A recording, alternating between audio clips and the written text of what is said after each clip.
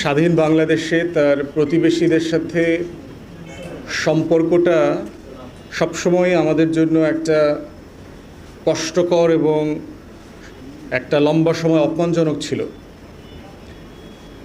এবং এই সম্পর্কটাকে উন্নত করবার জন্য বাংলাদেশ পক্ষে আসলে আমরা যথেষ্ট চেষ্টা করেছি। আমাদের সব সরকারি দাবি দেওয়া মানা এবং চুক্তি মোতাবেক ভারতের অথবা মিয়ানমারের স্বার্থ সার্বভৌমত্ব রক্ষা করবার ব্যাপারে কখনোই পিছপা হন নাই এবং সবসময় চেষ্টা করেছেন সর্বোচ্চ করে কিভাবে এই প্রতিবেশী সুলভ সম্পর্কটাকে এগিয়ে নিয়ে যাওয়া যায়।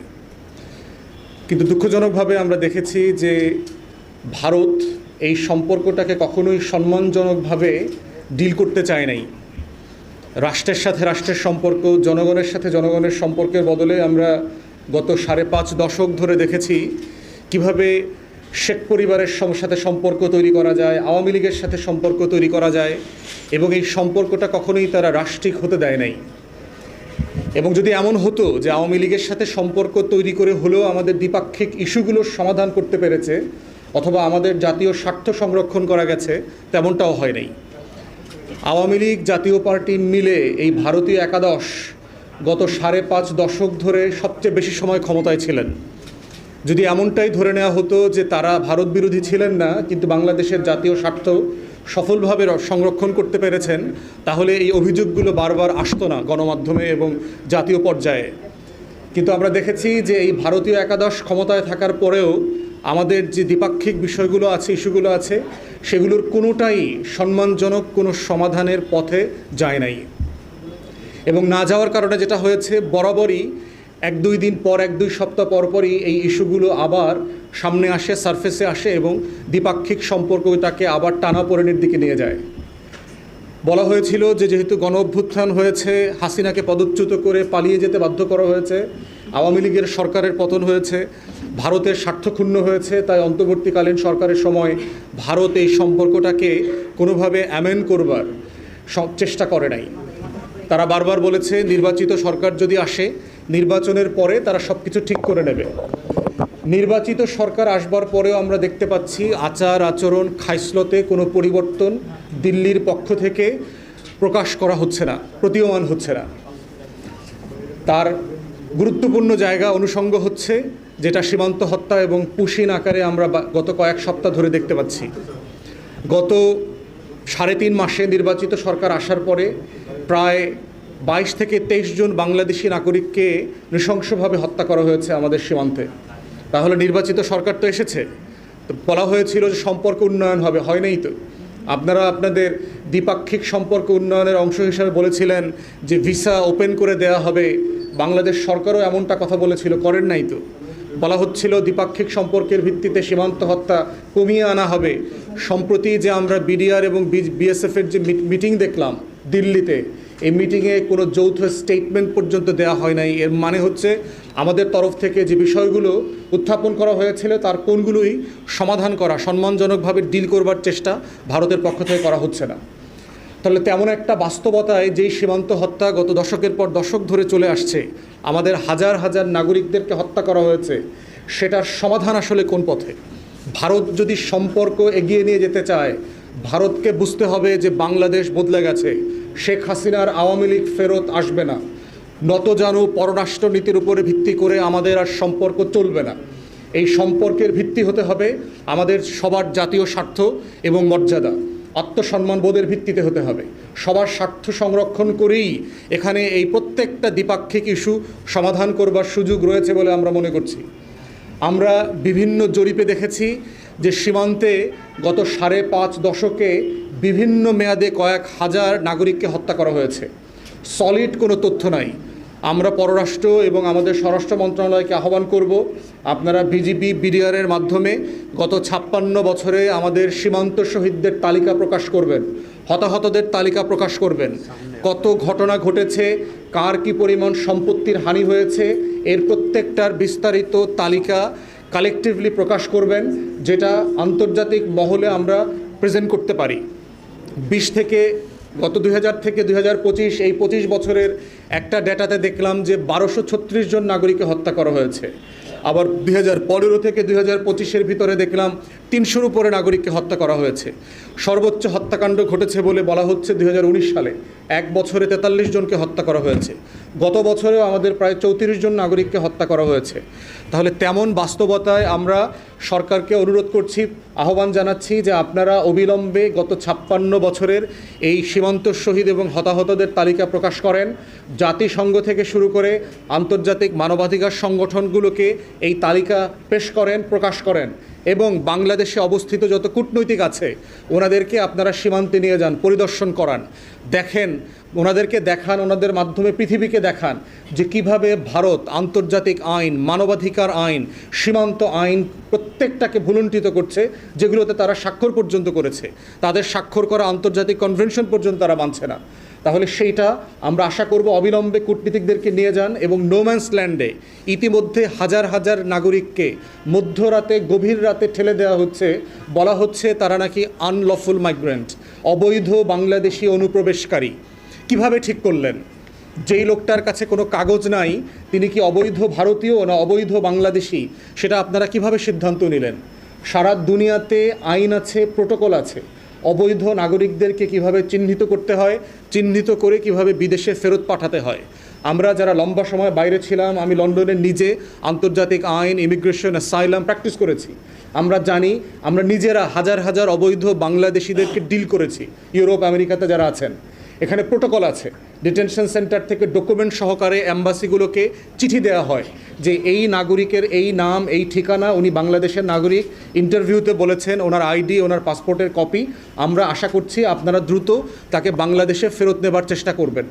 ঘাট ধরে 2টার সময়, রাত 3টার সময় কন্টেইনারে এনে ইউরোপের কোনো দেশ বাংলাদেশি নাগরিকদেরকে সমুদ্র পারে, কর্ণফুলী নদীর পারে ফেলে দিয়ে যায় না, অথবা পটুয়াখালীতে কুয়াকাটার সৈকতে ফেলে দিয়ে যায় না। এটা একটা অসভ্য আচরণ, অভদ্র আচরণ। আমরা বোধ করছি দিল্লির এই অবৈধ এবং অসভ্য আচরণ অবিলম্বে বন্ধ হওয়া দরকার। এইটা কোনো রাষ্ট্রের প্রোটোকল হতে পারে না যে অবৈধ নাগরিক হলে আপনি করবেন। বাংলাদেশেও তো লক্ষ লক্ষ, হাজার হাজার অবৈধ ভারতীয়রা বাস করছে। কাউকে লাথি দিয়া তো আমরা সীমান্ত পার করায় দিই নেই, কাউকে লাথি দিয়া তো 2:30টার সময় বেনাপোল বন্দরে ফালায় দিয়ে আসি নাই 0 পয়েন্টে। এই অভদ্র আচরণ তো বাংলাদেশও করে না, ইউরোপ তো অবশ্যই করে না। তাহলে ভারত যে আঞ্চলিক পরাশক্তি হবার স্বপ্ন দেখতেছে, খায়েশ দেখতেছে, কিন্তু প্রচণ্ড রকম অবৈধ, অমানবিক কাজ করতেছে, যে কারণে কোনো প্রতিবেশীর সাথে তার সম্পর্ক ভালো না, তার সাথে দ্বিপাক্ষিক সম্পর্ক উন্নয়ন কিভাবে হবে? স্বপ্ন দিয়ে আমার এক আকাশ, আমার এক বাতাস, আমার এক জল, আমার এক গঙ্গা, অথবা আসেন 140 আর 20 কোটি এক হয়ে যায়। এক তো ছিলাম আমরা হাজার হাজার বছর, শত শত বছর। আপনাদের খাইসলুতের কারণে তো 47 হয়েছে। বেঙ্গল প্যাক্ট মানেন নাই, লখনৌ প্যাক্ট মানেন নাই, ক্যাবিনেট মিশন প্ল্যান মানেন নাই, লাহোর প্রস্তাব তো হাওয়া দিয়ে আসে নাই, আপনাদের খাইসলুতের কারণে হয়েছে।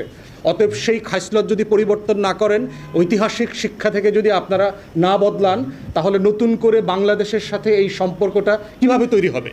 তাই আজকের এই ব্রিফিং থেকে আমাদের সুনির্দিষ্ট প্রস্তাবনা হচ্ছে দ্বিপাক্ষিক সম্পর্ক উন্নয়নে ইমিডিয়েটলি সীমান্ত হত্যা এবং পুশিং বন্ধ করতে হবে দিল্লিকে। দ্বিতীয়ত, প্রতিবেশী সুলভ সম্পর্ক আমরাও চাই, কিন্তু সেটা সম্মান, মর্যাদা এবং জাতীয় স্বার্থের ভিত্তিতে হতে হবে। বাংলাদেশ বদলে গেছে। আওয়ামী আমলের নতজানু ফ্যাসিবাদী পররাষ্ট্র নীতি আর ফিরে আসবে না। এইটা ভারতকে, দিল্লিকে বোঝা দরকার। আমরা 2টা স্বাধীন রাষ্ট্র, স্বাধীন 2টা রাষ্ট্রের ভিতরে যেমন সম্মানজনক পররাষ্ট্রনীতি থাকা উচিত, আমরা তেমন পররাষ্ট্রনীতি এবং আচরণ আমরাও করব, আমরা করতে চাই, এবং আপনারা করবেন বলে আমরা আশা করছি। গত 5 দশকে যে হাজার হাজার বাংলাদেশি নাগরিককে হত্যা করা হয়েছে, তাদের ন্যায্য বিচার এবং ক্ষতিপূরণ দিতে হবে দিল্লিকে। বিজিবিকে আধুনিকায়ন করার দাবি করছি বাংলাদেশ সরকারের কাছে। তার পর্যাপ্ত অস্ত্র নাই, ক্যামেরা নাই, রাতে যে নাইট ভিশন ক্যামেরা দরকার, পার্টিকুলারলি সার্চ লাইট দরকার, গভীর সীমান্ত এবং আপনার অন্ধকার জঙ্গলকে পাহারা দেবার জন্য, এগুলো ইমিডিয়েটলি এই বাজেটে বরাদ্দের জন্য আমরা দাবি করছি। একই সাথে আমাদের সীমান্তবর্তী অঞ্চলের লক্ষ লক্ষ তরুণদেরকে সামরিক প্রশিক্ষণ দিতে হবে আমাদের সীমান্ত পাহারা দেওয়ার জন্য। আমরা কারোর সাথে যুদ্ধ করব না, যেচে গিয়ে কারো জমি দখল করব না, কারো সার্বভৌমত্ব লঙ্ঘন করব না। আমরা ভারত এবং সকল প্রতিবেশী রাষ্ট্রের সার্বভৌমত্ব এবং তাদের যে জমি আছে, ভূখণ্ড আছে, তাদের প্রতি শতভাগ সম্মানশীল, তাদের টেরিটোরিয়াল ইন্টিগ্রিটির প্রতি আমরা সম্মানশীল। কিন্তু আমাদের ভূখণ্ডকেও দখল করতে আসলে, আমাদের সার্বভৌমত্ব লঙ্ঘন করলে অবশ্যই বিজিবি, আমাদের আর্ম ফোর্সেস এবং আমাদের সীমান্তবর্তী অঞ্চলের নাগরিকরা সেটা রুখে দেবে এবং তার সকল প্রস্তুতি নেবার জন্য আমাদের সরকারকে আমরা আহ্বান জানাচ্ছি। জুলাই গণ অভ্যুত্থানের আকাঙ্ক্ষাকে ধারণ করে বাংলাদেশ সরকারকে সর্বদলীয় পররাষ্ট্রনীতি নিতে হবে। আমাদের রাজনৈতিক দলগুলোর ভিতরে হাজারটা ভিন্নতা আছে, তর্ক আছে, বিতর্ক আছে, ভিন্ন মত আছে এবং এটা আমরা অবশ্যই চালিয়ে যাব। কিন্তু আমাদের বিদেশ নীতি, আমাদের প্রতিরক্ষা নীতি, আমাদের পররাষ্ট্রনীতি, আমাদের জাতীয় স্বার্থ, স্বাধীনতা, সার্বভৌমত্বের প্রশ্নে, সম্মান মর্যাদার প্রশ্নে আমরা সবাই একমত। গত কয়েকদিন আগে দেখেছেন বাংলাদেশ সরকারের একজন অ্যাডভাইজার ডাক্তার জাহেদের সাথে যে কিভাবে অভদ্র আচরণ করা হয়েছে দিল্লি বিমানবন্দরে। ডাক্তার জাহেদের অনেক বক্তব্যের সাথে আমরা একমত নই, বাংলাদেশ সরকারেরও অনেক বিষয়ের সাথে আমরা একমত নেই, কিন্তু ডাক্তার জাহেদকে যেভাবে অপমান করা হয়েছে সারা বাংলাদেশের সবাই দল মত নির্বিশেষে এটার প্রতিবাদ করেছে। আমরাও আমাদের জায়গা থেকে প্রতিবাদ করেছি এবং করে যাব, কারণ এটা ডাক্তার জাহেদ একক ব্যক্তি না, এটা বাংলাদেশকে অপমান করা হয়েছে। এবং যদি দ্বিপাক্ষিক উন্নয়ন চান, নতুন যিনি হাই কমিশনার হয়ে বেনাপোল দিয়ে হেঁটে এসছেন, আপনি এক আলো এক বাতাস দেখেন কিন্তু একরকম করে সম্মান মর্যাদা দেখেন না, তার উপরে ভিত্তি করে নতুন সম্পর্ক তৈরি হবে না। এই সম্মান মর্যাদা তৈরি করতে হলে আমার নাগরিকদেরকে প্রত্যেক দিন দিল্লি, কলকাতা এয়ারপোর্টে, ভারতের বিভিন্ন জায়গায় ছাত্র হিসেবে, রোগী হিসাবে, ট্রানজিট প্যাসেঞ্জার হিসেবে যাচ্ছে, তাদেরকে হেনস্থা করা বন্ধ করতে হবে, তাদেরকে অপমান অপদস্থ করা বন্ধ করতে হবে, সম্মানজনক আচরণের ব্যবস্থা করতে হবে। তাহলে একইভাবে আমরা যেভাবে ভারতীয় নাগরিকদেরকে এখানে অসম্মান অপদস্থ করি না, এই আচরণটা আপনারা শেখেন। আপনারা শেখে আমাদের নাগরিকদের সাথে একইভাবে আচরণ আপনারা করবেন বলে আমরা প্রত্যাশা করছি। সরকারকে গত 56 বছরের সীমান্ত শহীদদের তালিকা প্রকাশ করতে হবে অবিলম্বে এবং যারা হতাহত হয়েছেন, জমি হারিয়েছেন, আমাদের কোন কোন এলাকা এখনও বেদখল হয়ে আছে, কৃষি জমি বেদখল হয়ে আছে, কাদের গরু ছাগল সম্পত্তির ক্ষতি করা হয়েছে, বিএসএফের পক্ষ থেকে সেগুলোর তালিকা প্রকাশ করে আন্তর্জাতিক মানবাধিকার সংগঠন, জাতিসংঘ থেকে শুরু করে বিভিন্ন কূটনৈতিক দপ্তরে প্রেরণ করতে হবে, এটা বোঝানোর জন্য যে আমার প্রতিবেশী রাষ্ট্র কীভাবে আন্তর্জাতিক আইন, কনভেনশন এবং যে রীতিনীতি আছে, প্রোটোকল আছে, সেগুলো তারা লঙ্ঘন করছে।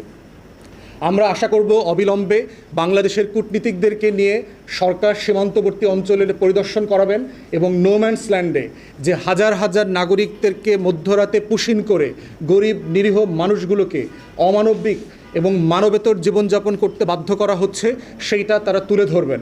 আমরা সর্বশেষ ভারত সরকারকে বলবো, আপনাদের নিজেদের তৈরি করা দেশের আইনকে আপনারা সম্মান করবেন। 1968-এর যে বর্ডার সিকিউরিটি ফোর্স অ্যাক্ট আছে, সেখানে পর্যন্ত আপনাদেরকে যখন তখন দেখামাত্র গুলি করবার অধিকার দেওয়া হয় নাই আপনার ফোর্সকে। তাহলে শুট অন সাইট পলিসি কোথায় পেলেন? আপনার নিজের আইনেই তো সেটা নাই। আপনার দেশে অবৈধ অনুপ্রবেশকারীদের আইন আছে, ফরেনার্স অ্যাক্ট, এলিয়েন অ্যাক্ট আছে, সেখানে বলা আছে আপনি 5 থেকে 10 বছর পর্যন্ত জেল দিতে পারবেন, জরিমানা করতে পারবেন, আটকে রাখতে পারবেন। গুলি করার কথা তো কোথাও বলা নাই। বাংলাদেশ সরকারের সাথে সীমান্ত নিয়ে ভারতের 4টা প্রোটোকল সাইন হয়েছে। 2011 সালে আমাদের জয়েন্ট কম্বাইন আপনার বর্ডার ম্যানেজমেন্ট প্রোটোকল আছে, সেখানে পরিষ্কার করে বলে দেওয়া আছে যে সীমান্তের 150 গজের ভিতরে দুই দেশই কোনো লিথাল ওয়েপেন, মারণাস্ত্র ব্যবহার করতে পারবে না, কাউকে গুলি করতে পারবে না, কোনো স্থাপনা তৈরি করতে পারবে না। কিন্তু সেগুলো কেন আপনারা মানছেন না? আমরা তো একমত হয়েছে এই জিনিসগুলো আমরা মানব।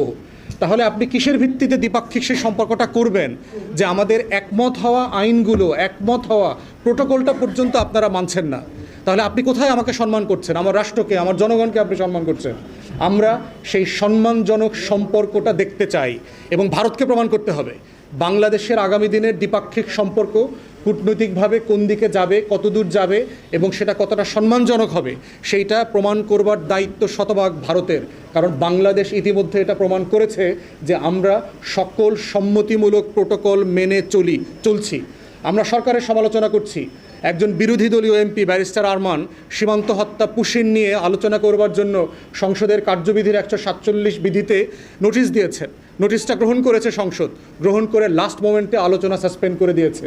বাংলাদেশ সরকারের এই দুষ্টামি বন্ধ হওয়া দরকার। আপনাদের লজ্জা হওয়া দরকার।